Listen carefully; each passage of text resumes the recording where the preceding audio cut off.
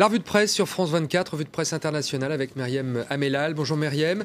On va commencer avec des photos, celles de la Nouvelle-Orléans où ça chauffe du côté de la mairie. Oui, alors je vous propose de regarder des photos dans US Today. Ce sont probablement les premières photos sur les affrontements. Il s'agit de manifestants qui vont probablement être expulsés ou dans leur logement provisoire, puisque ce sont des personnes qui ont été relogées après l'ouragan Katrina, va probablement être démolie. Donc ils protestent et donc il y a des photos très très intéressantes à voir dans le US Today.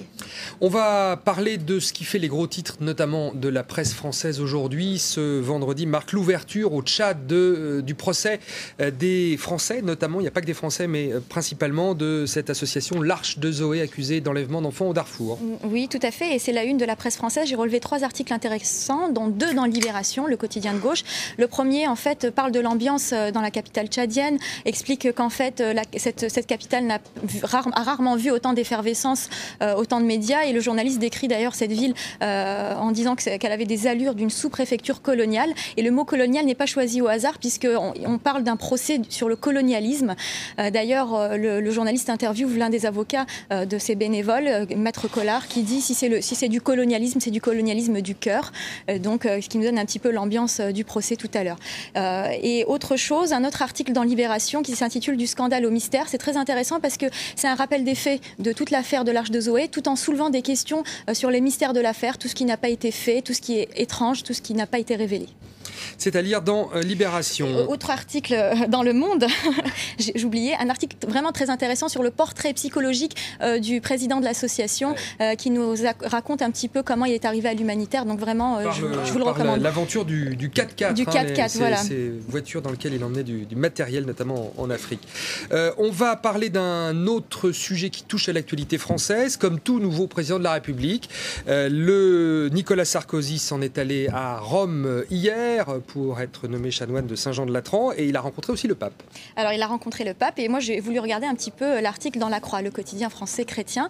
Donc c'est un article c'est un reportage très factuel qui nous relate un petit peu le voyage du président Sarkozy au Vatican. On nous raconte quelques petites anecdotes, que l'entretien avec le pape s'est fait en français, que le pape parle très bien français, que le président français l'a félicité justement parce qu'il manie bien la langue de Molière. On a aussi d'autres explications notamment sur le discours du président français sur le catholicisme et les valeurs catholiques. Donc un article qui est très très différent de celui que j'ai pu lire dans le Times Online, le quotidien britannique très sérieux, qui lui s'interroge où est passée la petite amie top modèle du président. Ça recommence. Carla Bruni. Voilà, Carla Bruni. Alors, donc elle était du voyage ou pas? Alors le Times explique qu'elle n'était pas du voyage, qu'elle a peut-être préféré, dit le journaliste de manière ironique, rester en France, affronter les critiques de la presse française qui relate toutes ses aventures amoureuses passées. Mais on trouve une autre info intéressante dans Le Parisien qui nous dit qu'il n'y avait peut-être pas Carla Bruni, mais il y avait sa maman. Donc une Bruni peut en cacher une autre, c'est ce qu'explique Le Parisien. Et on nous raconte aussi qu'elle était dans l'avion présidentiel.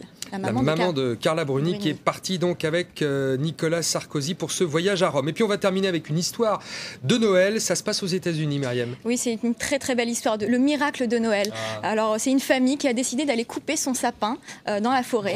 Grande tradition américaine. Le problème, c'est qu'ils se sont perdus dans la forêt, qu'ils sont restés 3 jours bloqués en milieu d'une tempête de neige, donc une aventure très très très dure. Et puis on les a retrouvés ? Et on les a retrouvés, ils sont tous sains et saufs, ils ont quelques petits problèmes causés par le froid, mais ils sont tous heureux de retrouver leur village qui s'appelle Paradise, d'ailleurs, j'ai trouvé ça très très amusant. Donc voilà, donc c'est probablement un futur scénario. De téléfilm aux États-Unis, se perdre quand on va chercher son sapin, avouez que c'est un peu les boules. Merci Myriam, d'autres infos sur France 24.